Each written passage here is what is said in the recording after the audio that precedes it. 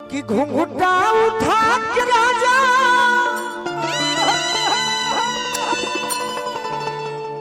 अरे देख ले निचान हो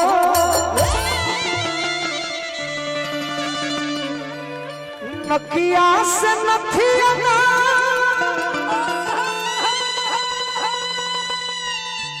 उतार श्रीमान हो कि आपन ठोर ना सताई हमारा ठोरावा में काहे की आपन ठोर जन सताई हमारा ठोरावा में भाव रोगा जाए काहे कि हमारा लज लागे आई कैसे कोरावा में हमारा लज लागे आई कैसे कोरावा में हमारा लज लागे आई कैसे कोरावा में हमारा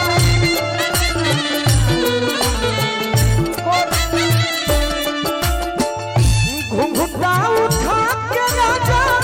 देख ले निचान हो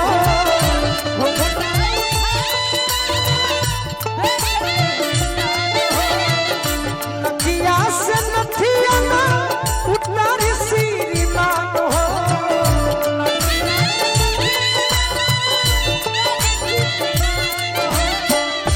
कि आपन काहे डेरा तारू हम तोहरे खातिर बन के आई बनी बाकी हमरा से भागा रहो आपन थोर जन सताई हमरा थोरावा में आपन थोर जन सताई हमरा थोरावा कि हमरा लज लागे आई कैसे कोरावा में हमरा लज लागे आई कैसे कोरावा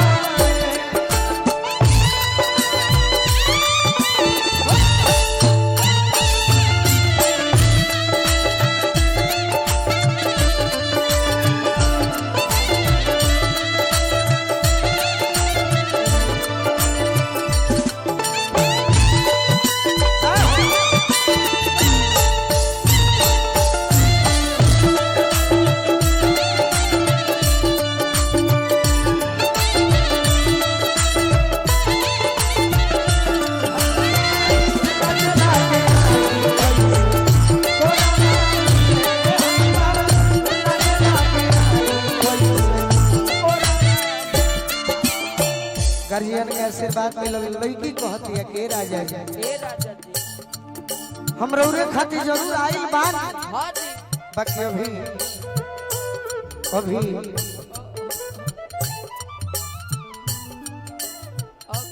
कोमल शरीर बाटे कचबा उमरिया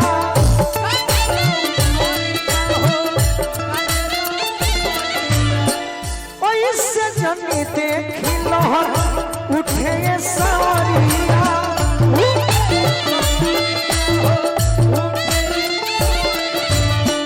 ओइसे जनी देखी लहर उठे सवरिया हेने आवत तनी कहरे जोरे कुछ मन करता काहे लजालू आपन पति चाहता रे कि आज मैं काम कर ली बाकी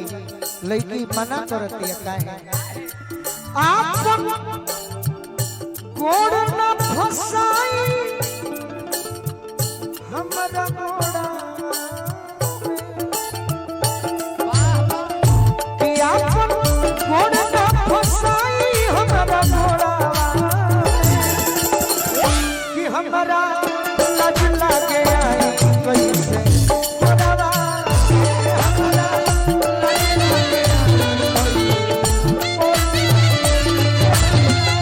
लज लागे आई कैसे कोरावा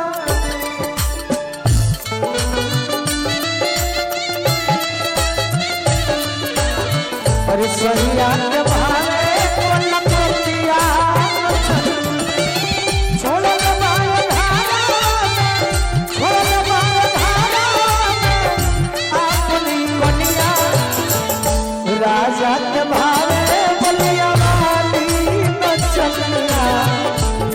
रतिया तुम्हारे कलकतिया लाज लागे आई कैसे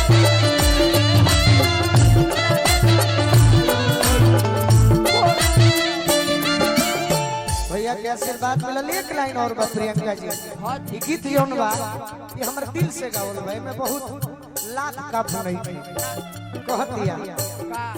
लगा भैया हमके कहां रहनी हर और हमरा के छोड़ के सो रहे में शादी भई बुझी तनी भवाना अंकल भैया सो रहे में शादी भई बुझी तनी भवाना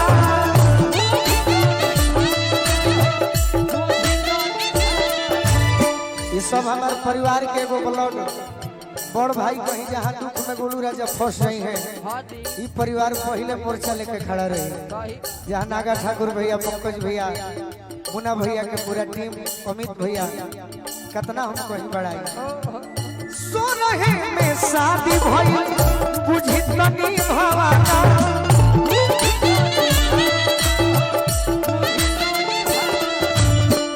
खेल जो भइल लइखे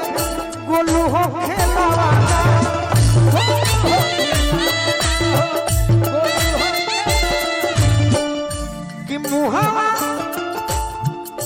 कि मुहावा रमन जी लगाई ना टिकोड़ा मुहावा रमन जी लगाई ना टिकोड़ा हमारा लाज लागे आई कैसे कोरावा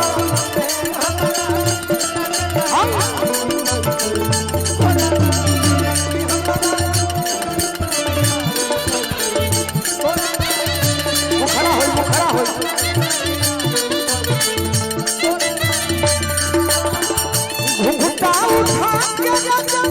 देख ले चारों हो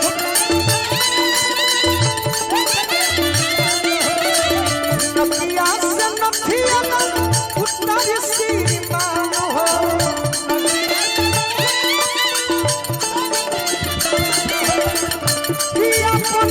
घोर जल फसाई हमारा थोड़ा हमारा लाज लागे आई कैसे